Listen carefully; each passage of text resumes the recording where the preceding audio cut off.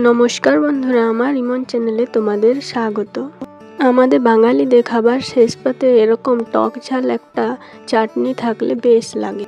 তাই আজ আমার রেসিপি টক ঝাল মিষ্টি আমড়ার চাটনি। চলো তাহলে দেরি না করে রেসিপিটা দেখে নিই। তো দেখো, এখানে আমড়াগুলো আমি পরিষ্কার জল দিয়ে ধুয়ে শিল নোড়াতে থেতো করে নিচ্ছি। আমার রেসিপিগুলি ভালো লাগলে অবশ্যই একটা লাইক করে কমেন্ট করে দিও। আর যারা আমার চ্যানেলে নতুন তারা আমার চ্যানেলটি সাবস্ক্রাইব করে আমার পাশে থেকো। তো দেখো, এখানে আমড়াগুলো আমার থেতো করা হয়ে গেছে। আর এই চাটনির মধ্যে সামান্য দেব সর্ষে বাটা। এরপর কড়াইয়ে তেল গরম করে দিয়ে দিলাম শুকনো লঙ্কা, তেজপাতা আর 5 ফোড়ন।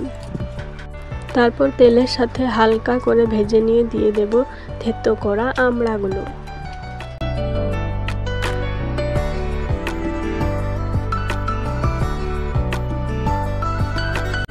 এরপর দিয়ে দিলাম স্বাদ মতো লবণ, পরিমাণ মতো হলুদ গুঁড়ো, পরিমাণ মতো লঙ্কার গুঁড়ো।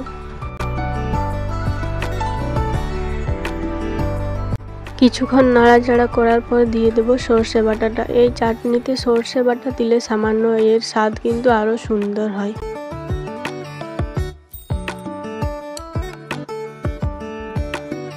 এরপর কিছুক্ষণ নাড়াচাড়া করে দিয়ে দেব পরিমাণ মতো জল দিয়ে সেদ্ধ হওয়ার জন্য ঢাকা দিয়ে দেব।